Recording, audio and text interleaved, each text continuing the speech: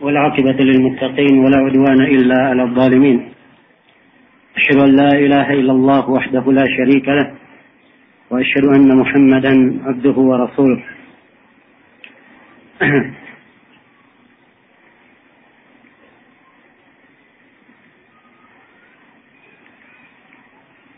Nah, kita lanjutkan pembahasan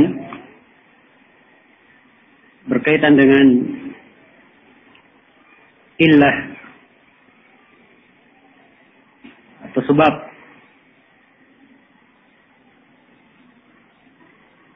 ataupun makna yang terkandung di dalam penyebutan tentang jenis barang ribawi itu dianggap sebagai riba atau dianggap sebagai barang ribawi dan bisa berjalan padanya hukum-hukum riba. Dan telah kita terangkan bahwa di dalam menjelaskan illahnya kita bagi menjadi dua pembahasan. Yang pertama berkaitan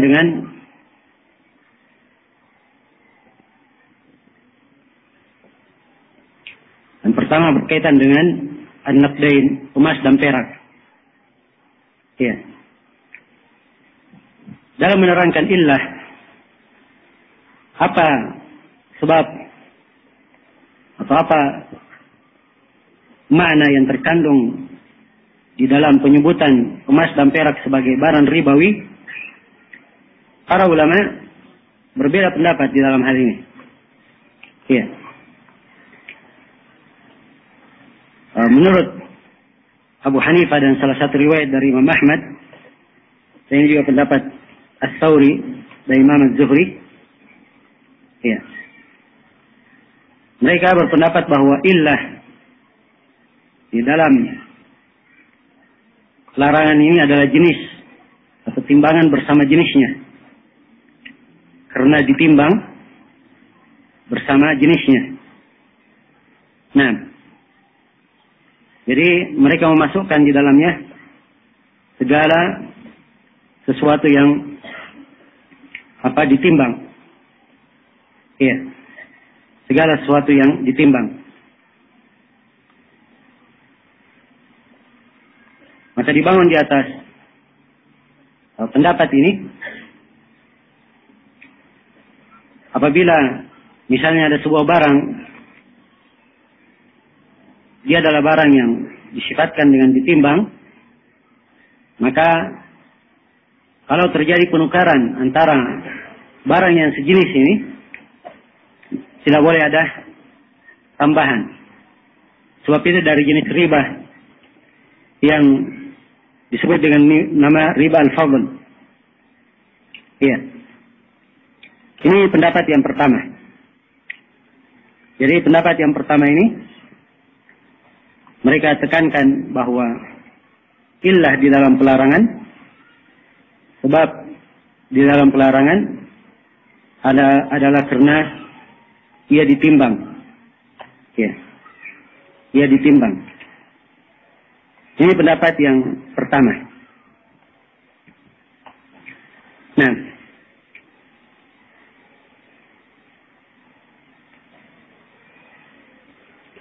jadi kalau dilihat apa saja yang ditimbang, seperti daging misalnya, ditimbang. Ya, daging sepanjang ditimbang antara daging sapi dengan daging sapi, satu jenis, kemudian ditimbang, maka tidak boleh ada saling lebih. Ya. Demikian pula misalnya gula. Gula karena dia ditimbang, ya gula tentunya tidak diliter, dia ditimbang. Karena dia ditimbang, maka tidak boleh apabila gula ditukar dengan gula yang lainnya, tidak boleh saling lebih, harus sama. Demikian pula misalnya tembaga, karena tembaga juga ditimbang, maka menurut pendapat ini tidak boleh saling dilebihkan. Ya. Ini pendapat yang pertama. Ya. Pendapat yang kedua,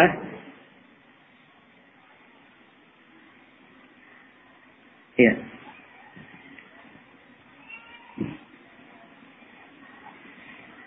Pendapat yang kedua ini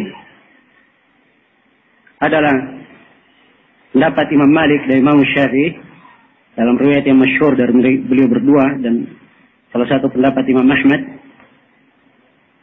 bahwa sebab pelarangan atau sebab ia tergolong ke dalam barang ribawi karena harganya mahal, ya, atau karena dia adalah sesuatu yang sangat berharga, ya.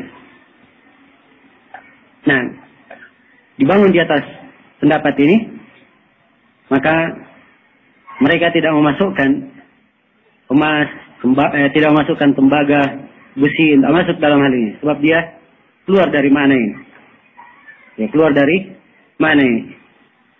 Dan pendapat yang ketiga, ini yang dipegang oleh Imam Ahmad dalam sebuah riwayat dan sejumlah ulama Malikiyah, dan ini yang dikuatkan oleh Syekhul Islam Ibnu Taimiyah dan Ibnu Qayyim, bahwa mana dari pelanggaran adalah karena dia adalah barang yang punya harga atau barang yang punya nilai tukar, ya, mutlaqus samaniyah. Ini menjadi ilahnya. Nah, dan pendapat yang ketiga ini yang dipegang oleh kebanyakan ulama di masa ini, ya, itu yang difatwakan oleh para ulama Hayat Kibar Ulama di Saudi Arabia, dan difatwakan juga di Rabitah Alam Islami, di Majma' Fikih, Lajnah Fikhiyah, ya. Dan ini dipegang oleh kebanyakan para ulama di belakangan, bahwa yang dimaksudkan atau illah dari dimasukkannya emas dan perak ke dalam barang ribawi karena dia mempunyai harga, mempunyai nilai tukar, ya. Dan sisi pendalilan, setiap orang mempunyai dalil, ya, di dalam apa yang merupakan pendapatnya, ya. Nah, dan kalau kita ingin bahas setiap pendapat dalilnya apa, kemudian dibantah dan seterusnya, ini akan makan waktu yang sangat banyak, ya. Tapi secara global kita melihat secara umum emas dan perak ini di masa Nabi Shallallahu Alaihi Wasallam, ya, dia adalah sesuatu yang berharga dan menjadi alat tukar menukar di masa itu, ya. Maka dari maksud ini, maka akan lebih nampak, ya, hikmah atau illah dari dimasukkannya emas dan perak dalam barang ribawi, ya, kalau dikatakan bahwa illahnya karena dia mempunyai harga atau mempunyai nilai tukar. Nah, mempunyai nilai tukar. Dan ini yang nampak di dalam hikmahnya. Dan seperti yang saya sebutkan tadi, ya, kebanyakan ulama di masa ini, mereka berpendapat dengan pendapat ini. Kebanyakan ulama kita yang memberi fatwa di masa ini, mereka memberikan fatwa, ya, dengan hal ini, ya. Jadi yang mereka maksudkan adalah dia mempunyai nilai tukar, ya. Karena itulah yang ditekankan di dalam masalah ini, yang ditakrir oleh para ulama, ya, dari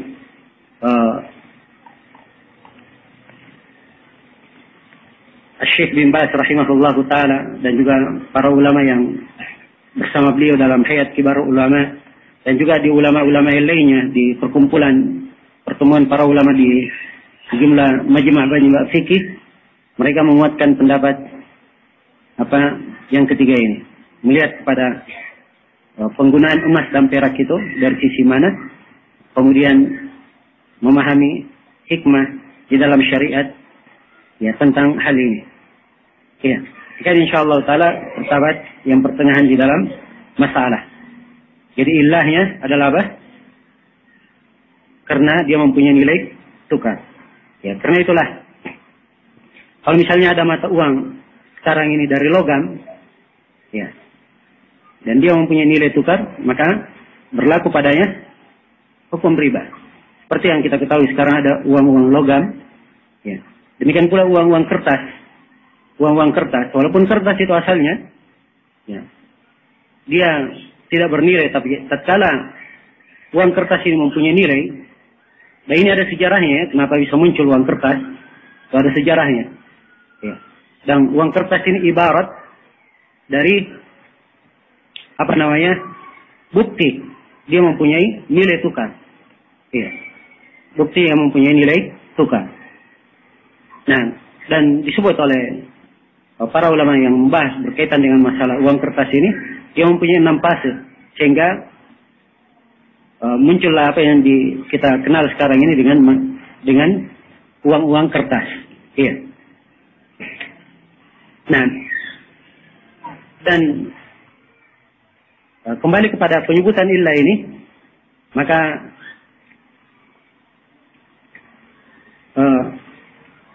di sini ada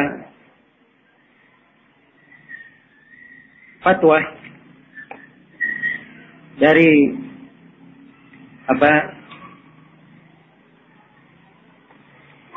saya ingin membacakan fatwa dari Hayat Kibar Ulama. Sisi mereka menyebutkan ya, kenapa dia digolongkan ke dalam barang ribawi.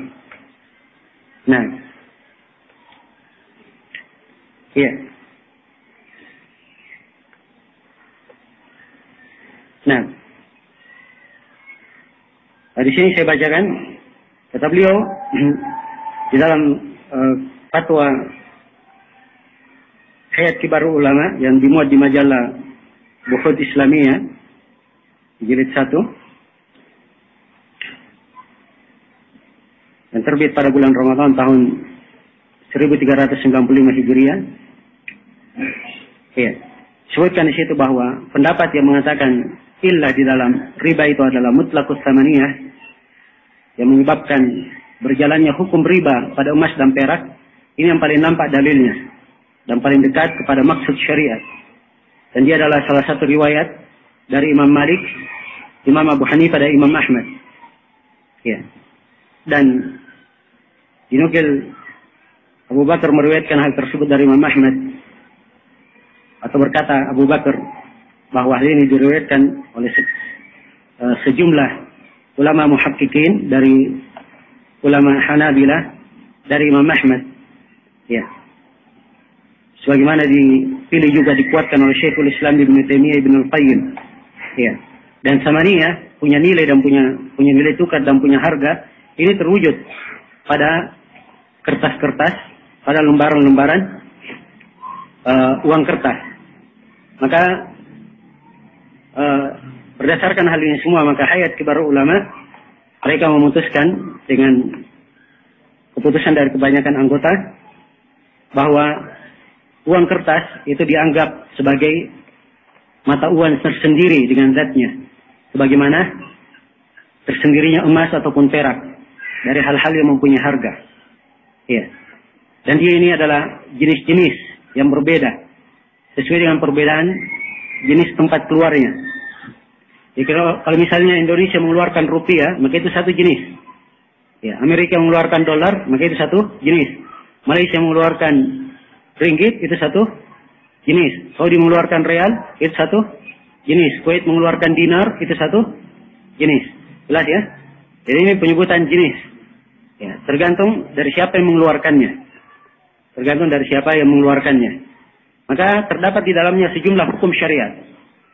Ya, jadi setelah kita tahu ini, maka hukum syar'i yang terkandung di dalamnya, yang pertama tidak boleh, ya saya ringkas ya dari fatwanya, berjalan padanya hukum riba dengan dua jenisnya. Ya, tidak boleh ada riba fadl, tidak boleh ada riba nasi'ah di dalamnya. Iya. Maka kalau ingin saling menukar uang kertas, ya, atau uang misalnya, diberi contoh di sini misalnya, tidak boleh, kata beliau tidak boleh. Ya, sebagiannya dijual dengan sebagian yang lain atau selainnya. Ya. Dari jenis-jenis yang lainnya dengan bentuk nasiah. Ya kalau misalnya dia mau menukar 100.000, ya, uang kertas misalnya 100.000, dia tukar dengan uang kertas 100.000 juga, maka ini satu jenis, tidak boleh. Jelas ya? Seperti misalnya yang terjadi di sekarang ini di wartel-wartel, kadang dia perlu pecahan-pecahan, seribuan. Dia kasih 100.000 ke bank, misalnya atau ke orang, dikembalikan berapa? Ditukar untuknya hanya 95.000 saja misalnya. Ya. Ini kertas dengan kertas, satu jenis. Maka tukar seperti ini, ilahnya sama. Maka tidak boleh. Karena dia berjalan padanya hukum apa? Hukum riba. Sama dengan emas dan perak. Emas dan perak, ya. Kalau tukar 1 gram, 21 karat, ya, maka ditukarnya juga dengan karat yang lainnya harus 1 gram juga. Tidak boleh dilebihkan. Tidak boleh dilebihkan. Demikian pula mata uang di sini. Jelas ya? Nah, baik. Jadi kalau ingin menukar harus sama nilainya, satu. Kemudian yang kedua harus saling pegang. Harus saling pegang. Ya, ini supaya terhindar dari apa? Riba al-fadl. Iya. Dan tidak boleh ada nasiah. Misalnya, sudah berikan kepada saya misalnya 90.000. Ya. Ini uang 100.000, kamu berikan pecahan sama saya 90.000. Ya. Ternyata yang ada uangnya waktu itu cuma 50.000. Saya cuma punya pecahan 1.000, 50.000. Ya. Berarti 45.000-nya nanti. Atau 50.000-nya nanti. Ya, misalnya. Apa gini boleh? Jawabannya tidak boleh. Harus saling kontan. Ya, jelas sampai sini ya? Harus saling kontan. Ya, sama juga misalnya ada orang yang ke toko. Ya, karena dia punya uang besar, uang 100.000 misalnya. Ingin dia tukar. Tolong tukar ke uang 50.000 dua. Ya, tokonya periksa duitnya hanya ada 50.000. Ya. Hanya ada berapa? 50.000. Ya sudah, katanya ini kita tukar aja. Saya ambil 50.000, 50.000-nya nanti. Apa gini boleh atau tidak? Hah? Jawabannya tidak boleh. Kenapa? Sebab ini terhitung riba nasiah. Ya, dia undurkan, tidak saling kontan. Tidak saling kontan. Kecuali kalau dia rubah akad. Itu tadi bentuk menukar. Ya, kecuali kalau dia rubah akadnya dengan akad pinjaman. Ya sudah. Saya pinjam uang kamu 50.000 itu, ini 100.000 sebagai jaminannya. Ya, itu tidak apa-apa. Tapi kalau akadnya tukar, tidak boleh. Karena itu masuk dalam bentuk apa? Riba. Ya, lihat ya. Mirip bentuknya, tapi berbeda hukumnya. Berbeda hukumnya. Tergantung jenis akadnya bagaimana. Inilah di sini letak kedetailannya bab muamalah. Seorang di dalam memahami fikih seputar muamalah. Iya. Dan di dalam fatwa lajnah ini disebutkan sejumlah perkara ya. Namun di sini ada satu hal yang difatwakan di lajnah, bahwa kalau dia satu jenis, misalnya, ya, misalnya mata uang rupiah, ya, rupiah ada uang kertas dan ada uang apa? Uang logam. Ya, dan dimaklumi ya, ya. Di wortel-wortel biasanya atau di petek-petek itu butuh ya uang logam atau diangkut ya. Kalau di sebagian tempat saya lihat di jalan apa namanya Bawah Karaing sana ya ada bangku-bangku kecil sudah ada dipasang di situ uang-uang logam. Ya 900 diganti dengan apa? 1.000 uang kertas. Iya. Apa gini boleh atau tidak? Hah? Boleh atau tidak? Ya, 900 uang logam diganti dengan 1.000 uang kertas. Boleh atau tidak? Hah? Ya. Kenapa? Ada yang bilang boleh, yang tidak boleh. Ya. Rupanya berselisih pendapat para ulama. Iya. Nah, dan memang di masa ini para ulama berselisih pendapat dalam hal ini. Iya. Berbeda pendapat. Ada yang mengatakan bahwa logam itu beda dengan kertas. Memang sama-sama rupiah. Ya. Tapi jenisnya beda. Sana uang kertas, sana uang apa? Uang logam.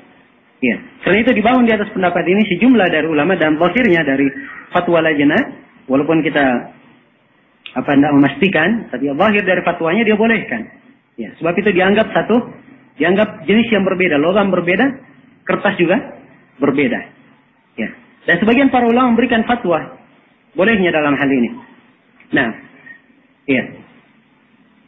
Dan sejumlah ulama kita seperti Syekh Shalih Al-Fauzan dan selainnya menganggap itu tidak boleh.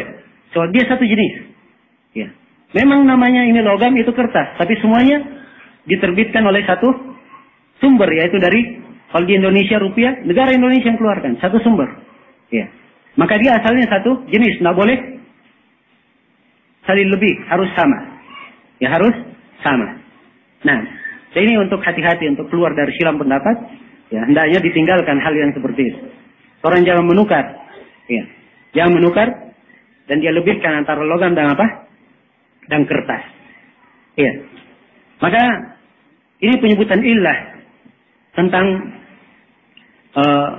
apa yang menyebabkan emas dan perak itu masuk dalam barang ribawi. Ya. Jadi kesimpulannya bahwa illahnya karena dia mempunyai apa? Harga atau mempunyai nilai tukar. Ya. Dan ini apabila terdapat pada uang kertas dan uang logam sekarang ini, maka dia juga berjalan padanya hukum apa?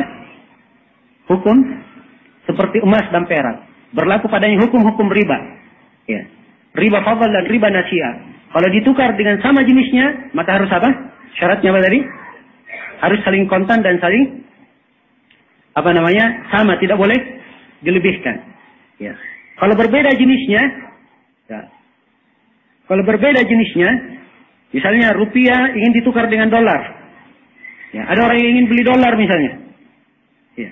Dia ingin beli dolar. Ya. Apakah boleh berbeda? Apa jawabannya? Boleh atau tidak? Boleh. Ya. Apakah boleh? Misalnya, sudah ambil dulu ini uang 100 juta, dolarnya besok saya ambil. Boleh atau tidak?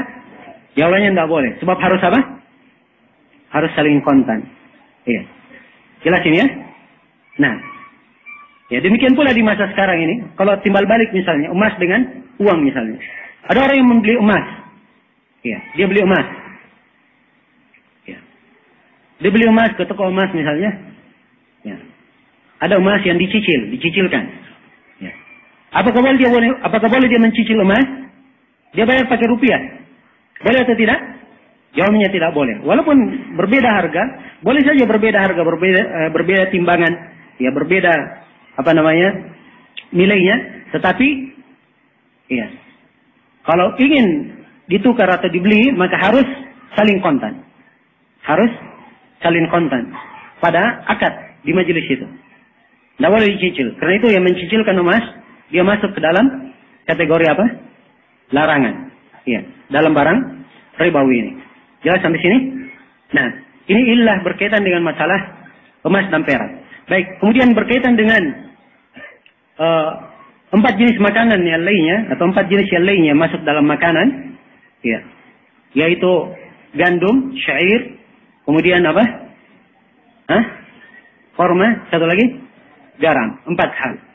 Ya, apa illahnya? Apa makna dia dianggap masuk dalam barang ribawi sehingga yang lainnya juga diukur seperti itu? Ya, bagaimana cara mengukur illahnya? Ya, sebagian para ulama di sini juga ada silang pendapat. Ya, di kalangan para ulama. Ya, sebagian para ulama ada yang berpendapat, ya, bahwa illah di dalam hal ini, ya, adalah karena dia ini adalah barang yang diliter atau ditakar. Ya, dia diliter. Nah, jadi dilihat saja. Kalau dia diliter, ya maka itu adalah barang ribawi. Ya, dimakan atau tidak dimakan? Ya, dimakan ataupun tidak dimakan? Ya, dari jenis makanan, dari jenis selain dari emas dan perak. Ya, misalnya hinna misalnya, hinna. Tahu hinna ya? Tahu nggak hinna? Ya, apa bahasa Indonesia ya hinna? Paci. Ya. Tahu paci? Ya. Dia apa? Di liter atau di? Ya, kalau asalnya masih kertas-kertas itu, dia di liter, kan begitu. Maka sepanjang dia di liter, ya, maka dia berlaku padanya hukum riba. Kalau ditukar antara jenisnya, berlaku padanya hukum riba. Demikian pula kalau ditukar dengan jenis yang lain, ya, sehingga misalnya ditukar dengan korma, ya, maka harus saling apa? Harus saling kontan. Ya, jelas ya. Demikian pula misalnya gula. Ya, gula tidak masuk dalam 4 jenis, tapi dia juga di liter. Gula di apa? Di liter. Ya. Kalau dia di liter berarti gula ini terhitung dalam barang apa? Barang ribawi. Ya, jelas sampai sini? Nah, ini menurut pendapat yang pertama. Menurut pendapat yang pertama. Jadi bagi mereka dimakan atau tidak dimakan, yang jelas dia diliter, maka berlaku padanya hukum apa? Riba. Ini pendapat orang-orang Hanafiyah dan orang-orang Hambaliyah. Ya. Pendapat yang kedua, dan ini dalam madhab Syafi'iyah, orang-orang Syafi'iyah yang menjadi ukuran bagi mereka, dia adalah dimakan. Ya. Barang itu adalah barang yang dimakan. Ya. Ya, kalau dia adalah hal yang dimakan, maka ya, dia boleh. Ya. Barang yang dimakan, maka dia dianggap sebagai barang ribawi. Ya. Apakah diliter, ditimbang, dihitung, ya. Tidak ada perbedaan. Yang penting dimakan. Jelas ya? Ini bagi orang-orang Syafi'iyah. Ya. Pendapat yang ketiga, dari pendapat Malikiyah, mereka mengatakan bahwa ilahnya, dia kumpulkan dua sifat. Sifat yang pertama, dia adalah makanan pokok manusia. Ini sifat yang pertama, dia makanan pokok. Ya, kalau dia makanan pokok di sebuah tempat, misalnya di sebagian tempat di sini ada sagu, ya, atau ada yang makan jagung misalnya, di sebagian makanan pokoknya, maka dia berlaku padanya hukum apa? Riba. Itu satu. Dia pertama menjadi makanan pokok. Kemudian yang kedua, bisa disimpan. Ya. Sebab makanan itu ya bisa disimpan, bisa digudangkan. Ya. Nah, karena mereka lihat kepada 4 jenis ini, gandum, syair, korma, dan garam ini bisa disimpan. Ya. Maka demikian pula yang lainnya.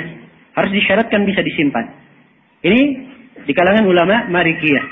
Ya, pendapat yang keempat, dan pendapat yang keempat ini mengumpulkan mana-mana yang terkandung di pendapat sebelumnya.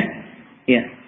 Dan ini yang dikuatkan oleh Syekhul Islam Ibn Taimiyah, bahwa yang menjadi ibrah di dalamnya menjadi illah, ya, ukuran dia diukur sebagai barang ribawi, itu karena dua hal. Yang pertama karena dia dimakan, kemudian yang kedua dia ditakar. Ditakarnya dengan cara ditimbang atau diliter, terserah. Yang penting dia ditakar, ditimbang maupun dia apa? Diliter. Jadi dua ilahnya. Iya, dua ilahnya. Nah, iya. Jadi kalau kita lihat kepada hadis Rasulullah SAW, hadis-hadis yang telah kita baca, ya, Nabi melarang dari menjual makanan. Kalimat makanan ini umum, kecuali semisal, ya, dengan semisal. Jadi harus sama. Ya, jadi disyaratkan dia makanan. Disyaratkan dia apa? Dia makanan. Ya. Kemudian ketika disebutkan, ya, bahwa diperhitungkan juga, ya, dari jenis kalimat semisal dengan semisal, makanan kecuali semisal dengan semisal, ini berarti diukur takaran. Sebab harus semisal, takarannya harus sama, harus sama. Ya, takarannya harus sama. Maka ini dalil dari pendapat yang keempat ini, dan saya seperti yang saya sebut tadi, saya meringkas. Kita tidak perlu membahas setiap pendapat dalilnya apa, kemudian memeriksa dalil itu satu persatu. Ya, cukup kita simpulkan bahwa pendapat insyaallah taala yang paling dekat, ya, kemana syariat, ya, di dalam pensyariatan atau di dalam menunjukkan ukuran illah, ya, sebab dia digolongkan kepada barang ribawi itu karena dua hal. Dia sebagai makanan yang pertama, kemudian yang kedua dia sebagai apa? Hah? Dia bisa ditakar, apakah ditimbang ataupun dikilo. Jelas sampai sini? Iya. Maka kalau telur misalnya, kita lihat telur. Ya. Kalau telur dibangun di atas pendapat pertama, berjalan padanya hukum riba atau tidak? Pendapat pertama tadi apa? Hah? Ditakar atau diliter? Baik.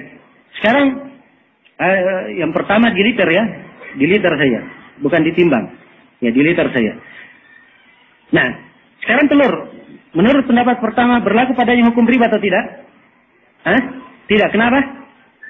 Ya, sebab telur itu dihitung. Ya, kalau ada sekarang jual kilo itu cara baru, ya. Dulunya apa? Dihitung. Ya, jelas? Kalau menurut Syafi'i, ya, telur berlaku padanya hukum riba atau tidak? Hah? Berlaku. Kenapa? Sebab Imam Syafi'i mengatakan orang-orang Syafi'i yang penting dimakan. Ya. Kalau menurut Malikiyah berlaku padanya hukum riba atau tidak? Hah? Tidak berlaku. Kenapa? Hah? Ya boleh saja ada orang makanan pokoknya misalnya telur. Boleh, ya, tapi asalnya dia bukan makanan pokok. Iya. Ada yang makanannya pokoknya telur. Kalau nggak makan telur mati. Ya, telurnya tidak kan? Ya, telur itu pelengkap. Ya, pelengkap. Jelas ya? Kemudian dia tidak bisa disimpan. Coba simpan telur di gudang. Ya. Dan cukup sebulan dia sudah rusak. Jelas sampai sini? Ya. Nah, baik. Kalau menurut pendapat yang terakhir, berlaku padanya hukum riba atau tidak? Ya, pendapat yang kita kuatkan. Harus dengan dua syarat. Dimakan dan apa? Diliter atau ditimbang. Berlaku padanya hukum riba atau tidak? Tidak. Sebab dia tidak diliter dan tidak ditimbang. Ya. Demikianlah. Mengukur seperti itu. Makanan, barang ribawi diukur seperti itu. Ya. Diukur seperti itu. Dia makanan, yang pertama, bisa dimakan. Kemudian yang kedua, dia diliter atau di apa? Ditimbang. Diliter atau ditimbang. Nah, jadi cara mengukurnya. Dan ini selesailah. Ya, kita mengenal barang-barang apa saja yang berlaku padanya hukum apa? Hukum riba. Yang berlaku padanya hukum riba. Jadi secara global saya simpulkan bahwa riba al-fadl, ya, riba al-fadl, ya, dia bentuknya adalah terjadi saling melebihkan, ya, terjadi saling melebihkan antara dua jenis barang ribawi yang apa? Dua barang ribawi yang satu jenis. Ya. Itu riba al-fadl. Nah, berikutnya adalah riba nasi'ah. Riba nasi'ah. Riba nasi'ah ini ada beberapa pembahasan, tapi definisinya secara umum, riba nasi'ah adalah mengakhirkan, sebab nasi'ah dari kalimat an-nasa, yaitu mengakhirkan, mengundurkan. Ya. Jadi nasi'ah, riba nasi'ah, dia mengakhirkan apa-apa yang diwajibkan oleh syariat harus saling pegang, saling kontan. Ya. Ya. Itu definisi umum untuk riba nasi'ah. Nah, itu riba nasi'ah. Ya, kalau misalnya Rasulullah sebut di dalam hadis, ya, silahkan kalian dijual emas dengan perak, ditukar, tidak ada masalah. Tapi disyaratkan apa oleh Nabi? Iya dan biyadin, harus tangan dengan apa? Dengan tangan. Maksudnya harus saling kontan. Ya. Jadi kapan dia menjual emas dibayar dengan perak, tapi tidak kontan, maka ini disebut riba apa? Riba nasi'ah. Ini disebut riba nasi'ah. Dan ini contohnya banyak ya, telah kita sebutkan. Iya. Sekarang misalnya ada orang yang menjual emas. Saya beri contoh sekarang ya. Ada yang menjual emas 10 gram. Emas 21 karat. Dia jual emas 21 karat sejumlah 10 gram. Dia tukar dengan emas 23 karat sebesar 12 gram. Dilebihkan 2 gram. Iya. Dilebihkan 2 gram. Ini boleh atau tidak? Kalau boleh, ini riba apa namanya? Riba fadl atau riba nasi'ah? Riba fadl. Iya. Jelas? Sekarang contoh yang sama. Iya. Contoh yang sama. Jumlahnya dia tukar antara emas 21 karat dan emas 23 karat. Tapi sama-sama 10 gram. Sama-sama 10 gram. Ya. Namun mereka tukar tidak saling kontan. Ini masuk dalam riba apa? Riba nasi'ah. Contoh yang ketiga. Ya. Ya, contoh yang sama kita pakai. Ada yang menukar emas 21 gram. Ya. Saya ulangi, 21 karat jumlahnya 10 gram. Ditukar dengan emas 23 karat jumlahnya 12 gram. Tidak saling kontan. Ini riba apa? Dua sekaligus. Dia jatuh dalam riba fadl dan riba apa? Riba nasi'ah. Ya. Jelas sampai sini? Nah. Ya. Ini paham atau tidak ini? Atau perlu saya kasih contoh lain? Ya. Nanti waktunya habis. Ya. Korma misalnya. Ya, korma. Ya. Satunya dari jenis Tunisia. Ya. Satunya korma. Afwan ini saya nggak mempermasalahkan negara ya, tapi jenis kormanya. Satunya dari korma Mesir. Ya. Korma Tunisia itu dikenal. Korma yang bagus, ya, besar, enak. Ya. Korma. Jelas. Sekarang satu korma Tunisia ditukar dengan satu korma Mesir. Ya. Dengan korma Mesir. Masing-masing apa? Yang pertama, korma Tunisianya 1 kilo, ditukar dengan korma Mesir 2 kilo. Ini riba apa? Hah? Riba fadl. Jelas ya? Iya. Ini riba fadl. Sekarang korma Tunisia ditukar dengan korma Mesir. Sama-sama 1 kilo. Ya. Tapi, ya, sebulan lagi diambil. Ini korma apa? Apa? Ini riba apa? Ya, riba nasiah. Ya. Jelas? Ya. Terus dia tukar. Contoh yang ketiga, dia tukar 1 kilo korma Tunisia ditukar dengan 2 kilo korma Mesir. Ya. Tapi sepekan lagi diambil. Hah? Ini masuk terjatuh di dalam dua-duanya. Jelas sampai sini? Iya. Kalau misalnya ada yang tukar emas, ada yang beli korma. Korma 100 kilo misalnya. Dia beli dengan 10 gram emas. Tapi 10 gram ini nanti dia bayar. Boleh atau tidak? Jawabannya tidak boleh. Kenapa? Riba apa ini? Hah? Riba nasiah. Riba nasiah. Jelas sampai sini? Iya. Sekarang misalnya ada baju. Ya. Baju dengan apa namanya? Anggaplah ya, dia model Saudi ya, misalnya. Ya. Biasanya kainnya bagus. Ya. Cocok di musim panas dan seterusnya. Ditukar dengan baju, maafin ya, cetakan Indonesia. Ya. Satu baju Saudi ditukar dengan baju Indonesia 3. Ya semua wajar ya, misalnya baju Saudi harganya 300, baju Indonesia harganya 100. Ya, jadi satu ditukar 3 kan wajar ya, biasa.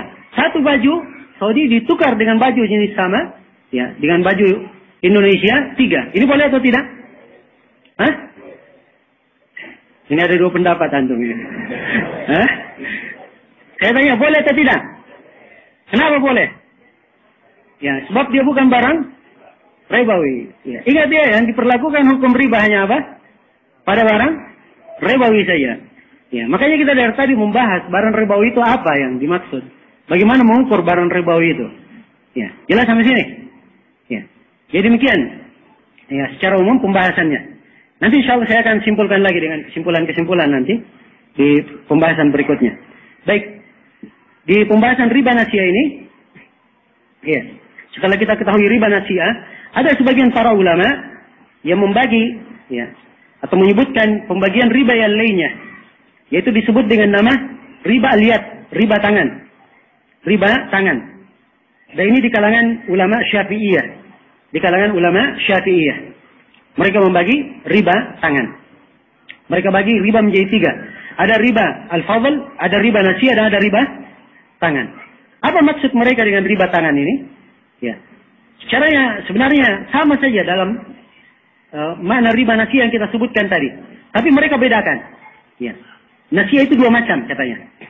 Ada yang dengan akad, ya, dan ada yang tanpa akad. Ada yang tanpa akad. Harusnya langsung saling pegang, tapi karena suatu dan lain hal tidak saling apa? Tidak saling pegang. Ya, jelas? Jadi kalau dia dari awalnya dia tukar emas dengan perak. Ya. Dengan akad, emas ini 1 gram, saya beli dengan 20 gram perak misalnya. Tapi saya bayarnya tidak kontan, saya bayarnya 1 bulan. Ini sudah akad dari awal. Maka ini mereka sebut dengan nama riba apa? Riba nasiah. Jelas ya? Tapi kalau misalnya emas 1 gram, saya bayar dengan perak. Ya. Saya bayar dengan perak. Tapi mereka keluar karena suatu lain hal, akhirnya tidak saling bayar. Ya. Dia undur, maka ini yang disebut dengan riba apa? Riba tangan. Ya, jadi asalnya secara umum, kalau ingin kita ini, ya, para ulama yang lainnya mereka masukkan riba tangan ini masuk kepada riba apa? Riba nasiah. Cuma itu maksudnya. Jadi kalau disebut mana riba tangan, itu yang dimaksudkan oleh ulama Syafi'iyah. Dan dia terhitung ke dalam riba nasiah. Ya. Berikutnya adalah riba jahiliyah. Ya. Pembahasan tentang riba jahiliyah. Ya. Jadi ini sering kita sebutkan ada riba, ya, di masa jahiliyah. Apakah bentuk ribanya itu? Ya. Apakah bentuk ribanya? Ya. Ini para ulama di dalam menguraikan bentuk riba jahiliyah ini, ada yang membatasi 1 bentuk saja. Dan ada yang menyebutkan bentuk-bentuk yang lain. Ya. Yang jelas tidak ada dalil khusus menerangkan 1 bentuk, hanya terbatas pada 1 bentuk saja. Ya, ada sejumlah perkara yang disebut oleh para ulama, dia dihitung sebagai riba jahiliyah. Ya. Di antara perkara-perkara tersebut, yang pertama, ya, diterangkan oleh sejumlah ulama di dalam penafsiran riba ini, riba jahiliyah ini, ya, disebutkan apabila seorang berjual, ya, dengan tidak kontan, dia cicilkan barang, begitu sampai temponya, maka dia diberi pilihan, apakah dia bayar, ya, dia bayar barang itu, atau kalau tidak, maka dia apa? Diberikan tambahan waktu, tapi dia harus menambah uang. Ya, harus menambah apa? Menambah uang. Inilah yang disebut dengan nama riba jahiliyah.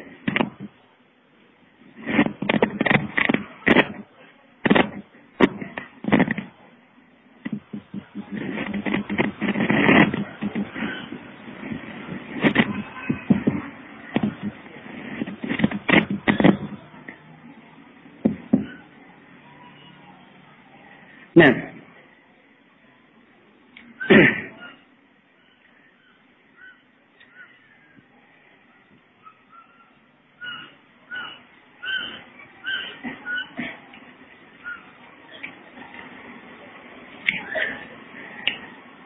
itu dari jenis riba yang kita sebutkan tadi. Kemudian yang kedua, dari bentuk jenis riba jahiliyah, ya mereka sebut dengan nama apa? Dia meminjam dengan faedah, ya. Ketika dia berikan pinjaman, ya, ini saya berikan kamu pinjaman, tapi nanti kamu kembalikan, misalnya beri pinjaman 100.000, nanti kamu kembalikan 110.000, 110.000, ya. Ini disebut riba apa? Riba jahiliyah juga. Ada yang menyebutkan jenis tersebut sebagai riba jahiliyah. Yang jelas ini dari bentuk-bentuk riba, ya nampak ya, semuanya kembali sebenarnya kepada riba yang telah kita sebutkan. Apakah riba fadl atau riba apa? Riba nasi'ah. Ya. Dan mungkin juga pembahasan yang cukup penting di sini berkaitan dengan riba pinjaman. Ya, riba pinjaman. Nah, ya, tentang masalah riba pinjaman ini dibahas juga oleh para ulama berkaitan dengan bab riba. Ya. Walaupun pinjaman itu secara asalnya memberi pinjaman itu adalah hal yang dituntunkan di dalam syariat. Sebab bentuknya membantu saudara kita, meringankan. Orang yang punya hajat, kita berikan bantuan, kita berikan pinjaman. Ya. Tapi kapan dia syaratkan ada faedah di belakang pinjaman, maka disinilah yang disebut dengan nama riba apa? Riba pinjaman. Dan ini banyak berlaku, ya, atau banyak terjadi. Ya. Sangat banyak terjadi di masa kita ini. Nah, sangat banyak terjadi di masa kita ini.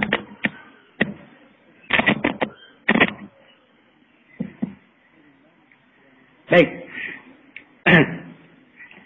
Jadi kaidah di dalam masalah ini tentang masalah riba pinjaman itu diibaratkan oleh para ulama dengan sebuah kaidah.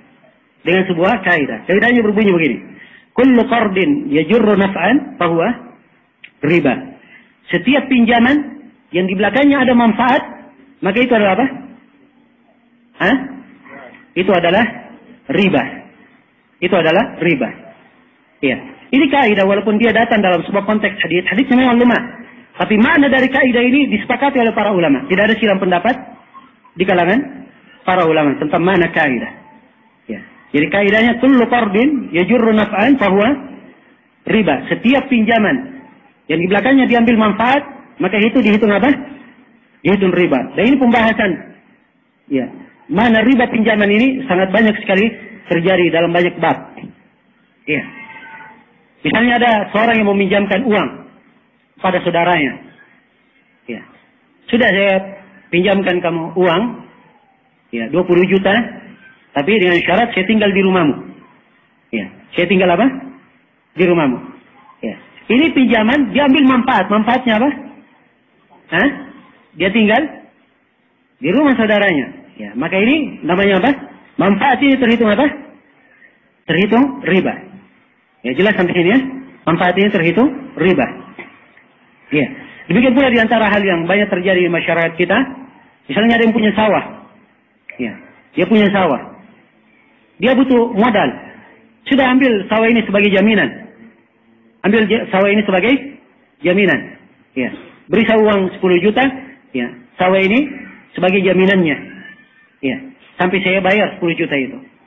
Ya, maka orang yang diberi jaminan ini dia kelola sawah tersebut. Ya, dia kelola sawahnya, dia ambil manfaatnya, dia ambil untungnya sampai orang ini mengembalikan 10 juta. Dan ini tidak diperbolehkan. Sebab ini pinjaman di belakangnya ada apa? Ada faedah. Di belakangnya ada faedah. Ya, jelas ya? Kecuali kalau misalnya barang jaminannya, barang hidup, ya, kuda atau apa, itu perlu perawatan, diberi biaya, dirawat, diberi minum, diberi makan. Makanya seperti ini tidak ada masalah dia manfaatkan. Sebab dia keluarkan apa? Perawatan. Ini ada pembahasannya ya di dalam bab pergadaian. Ya, cuman lihat bagaimana riba bisa masuk juga di sana. Ya.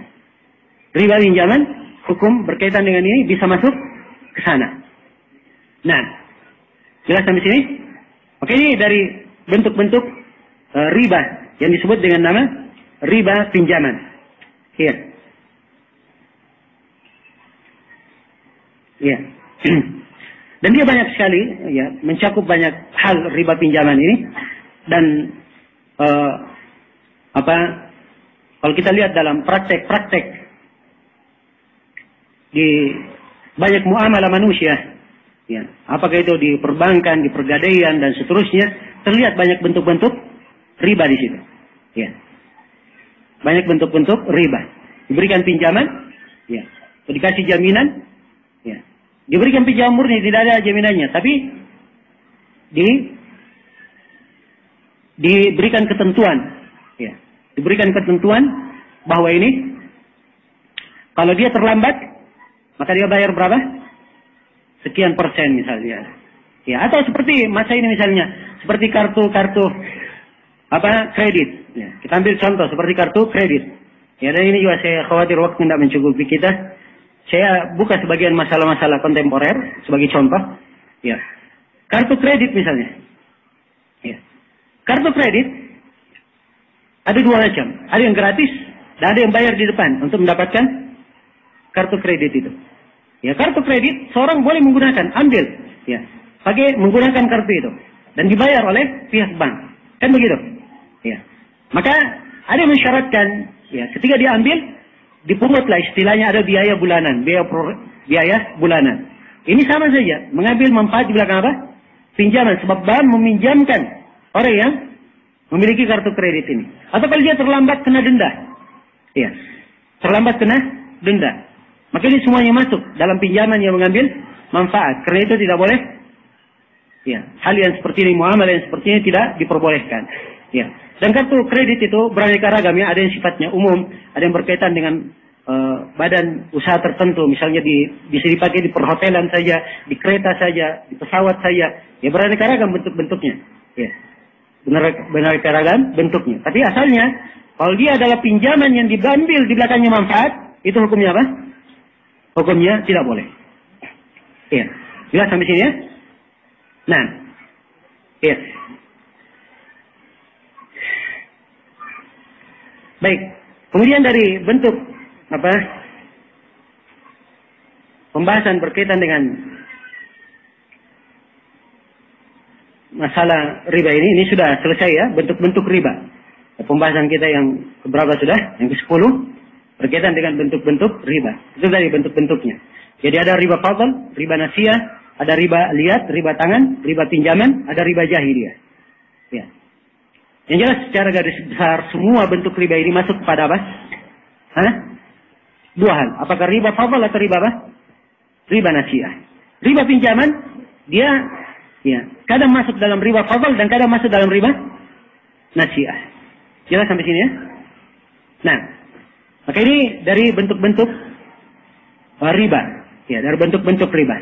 Kemudian di sini ada sejumlah permasalahan, ada sejumlah pembahasan dibahas oleh para ulama berkaitan dengan masalah riba ini. Ya, yang pertama tentang masalah berbuat riba di negeri kafir. Ya, berbuat riba di negeri kafir harbi. Nah, ini dibahas oleh para ulama. Ya. Jadi setelah kita maklumi bahwa riba itu diharamkan, iya kan? hal yang diharamkan. Dan ini yang dipegang oleh kebanyakan para ulama. Sebagian para ulama ada yang memandang bahwa hukum riba ini tidak boleh di negeri kaum muslimin saja. Ya. Adapun di negeri kafir harbi, boleh saja bermuamalah dengan riba. Dan ini pendapat Abu Hanifah. Ya, pendapat Abu Hanifah, Muhammad bin Hasan, ya, dan selainnya. Ya, dan selainnya. Ya, dan pendapat ini diikuti oleh beberapa orang di masa ini.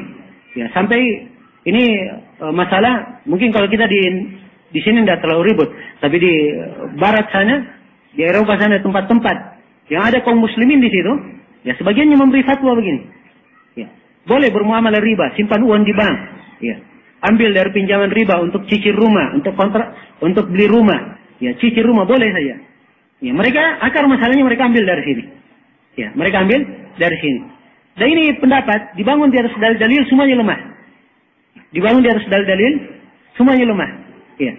Kemudian kalau maksud dari dibolehkannya bermuamalah dengan riba di negeri kafir harbi itu, ya, untuk memberikan apa? Kemudahan bagi kaum muslimin, tidak apa-apa. Mereka kita ambil manfaat darinya. Ya. Sebab itu kafir. Kafir itu tidak ada masalah. Ya. Kafir itu tidak ada masalah. Ya. Ya. Biar mereka seperti itu tidak apa-apa. Kita ambil duitnya juga tidak apa-apa. Ya. Ini ucapan sebagian orang. Jelas? Ya. Padahal ulama yang memfatwakan tentang masalah di negeri kafir ini mereka batasi pada kafir harbi saja. Pada kafir harbi. Ya, bukan kafir muahad, bukan kafir musta'man, dan bukan kafir zimmi. Jelas ya? Ya. Nah, dan banyak yang membolehkan seperti ini. Ya, dari kalangan orang-orang yang tidak mengerti ilmu agama. Ya. Dan harus diketahui bahwa yang benar di dalam masalah ini, berbuat riba itu sama sekali tidak boleh. Di negeri muslim maupun di negeri kafir. Ikut dalam muamalah riba sama sekali tidak diperbolehkan. Sebab kalau dia muamalah di negeri kafir misalnya dengan riba, dia sendiri akan dirugikan. Ya. Orang-orang kafir ini mengambil apa? Mengambil manfaat dari pinjaman yang diberikan kepada dia dengan cara riba. Ya, kalau dia tidak mampu untuk membayarnya bagaimana? Ya. Maka memberi fatwa bolehnya hal ini termasuk kekeliruan. Ya. Ada sebagian orang, ya, dia sampai meluas. Oh, kafir itu tidak ada masalah. Kita ambil uangnya tidak apa-apa. Ya. Kita ambil uangnya tidak apa-apa. Ya, sampai ada yang memberi fatwa. Ya. Ada yang berpendapat tidak ada masalah. Ya. Berzina dengan perempuan kafir tidak ada masalah. Kenapa? Ya, sebab mereka asalnya halal untuk kita. Naudzubillah. Ya. Lihat bagaimana sisi-sisi pendalilan yang keluar dari syariat. Ya. Perempuan kafir itu dihalalkan kapan? Apabila dia menjadi tawanan perang melalui proses apa? Melalui proses jihad. Ya. Melalui proses jihad. Ini seenaknya saja kasih fatwa. Oh, dia halal bagi kita asalnya. Ya. Nah, lihat. Dan ini menimbulkan banyak kerusakan di dalam pemahaman. Ya, karena itu saya simpulkan di dalam masalah ini bahwa hukum riba ini berlaku secara umum di negeri muslim atau negeri kafir, tidak boleh ada praktek riba. Ya, kemudian masalah yang kedua, ya, berkaitan dengan masalah dha' wa ta'ajjal. Ya. Biarkan sebagiannya dan cepat bayar. Ya. Apakah ini masuk dalam hukum riba atau tidak? Seorang misalnya punya hutang. Apa saya misalnya punya hak piutang pada seorang. Saya datang kepada orang itu menagih. Ya. Saya punya misalnya uang uang dipinjam orang itu misalnya 10 juta. Ya. Orang ini berkata saya tidak punya untuk membayarnya. Ya. Tidak punya untuk membayarnya. Maka saya katakan kepadanya, sudah, begini saja, kamu bayar 5 juta saja. Kontan sekarang lunas 10 juta itu. Ya. Paham ini? Apa ini boleh atau tidak? Hah? Ya. Ini letak silam pendapat di kalangan para ulama. Ada yang membolehkan, ada yang tidak membolehkan. Ya, ada yang menganggapnya ini masuk dalam bentuk riba. Ya, tapi ini sebenarnya pendapat yang kurang tepat. Ya. Sebab beda ya antara riba dengan masalah ini. Riba itu dia mengambil tambahan. Ini dia tidak mengambil tambahan, justru apa? Meringankan. Ya. Meringankan. Tapi karena dia perlu haknya, maka dia berikan bonus. Begini saja, kamu bayar 5 juta. Hapus 5 juta yang lainnya itu. Tapi kamu bayar sekarang. Ya. Kan dia perlu haknya. Maka wajar kalau dia menurunkan, tidak ada masalah. Iya. Saya tidak ingin banyak membahas ya dalam masalah. Cuman saya berikan kesimpulan-kesimpulan. Supaya kita bisa membahas banyak masalah yang lainnya. Iya. Kemudian pembahasan berikutnya, dan ini termasuk pembahasan yang cukup panjang di sini, ya, tentang masalah menjual dengan tempo, ya, atau dengan bahasa lain dia menjual dengan cara memberikan waktu luang dan dia lebihkan harga, ya, dia lebihkan harga. Inilah yang disebut dengan nama sistem apa? Hah? Sistem kredit. Iya, kan kredit kan begitu. Iya. Sekarang misalnya saya jual barang. Ya. Saya punya barang harganya 10 juta. Saya paham bahwa tidak semua orang mampu membelinya. Kan begitu? Tidak semua orang mampu beli barang ini. Maka supaya laris barang saya, ya, saya tidak jual cash, tapi saya jual kontan. Saya naikkan harganya 12 juta. Ya. Saya naikkan harganya 12 juta. Silahkan, boleh dicicil selama 1 tahun. Bayar sejuta. Jelas? Iya. Apa gini boleh atau tidak? Dia lebihkan. Dia beri waktu luang, tapi dia naikkan harga. Dia naikkan harga. Apakah ini tergolong riba atau tidak? Hah? Apakah ini tergolong riba atau tidak? Inilah yang dibahas oleh para ulama di dalam masalah ini. Ya, kalau jumhurul ulama, ya. Dan tentunya masalah yang seperti ini banyak cabangnya, ya, banyak kaitannya. Ya, banyak cabangnya. Nah, mungkin saya angkat di sini sejumlah dari cabang permasalahan. Yang pertama apa yang disebut dengan nama bai'ut taqsid. Bai'ut taqsid, jual beli dengan cara kredit. Ya. Bentuknya begini. Bentuknya begini. Ya, saya misalnya punya barang. Ya. Kalau cash belinya 10 juta. Ya. Kalau cicil dalam setahun, maka harganya 12 juta. 12 juta. Jelas? Ya. Apa gini boleh atau tidak? Ya. Jumhurul ulama, kebanyakan para ulama, bahkan Syekh bin Baz, Syekh bin Utsaimin, mereka menukil dari Syekhul Islam Ibnu Taimiyah,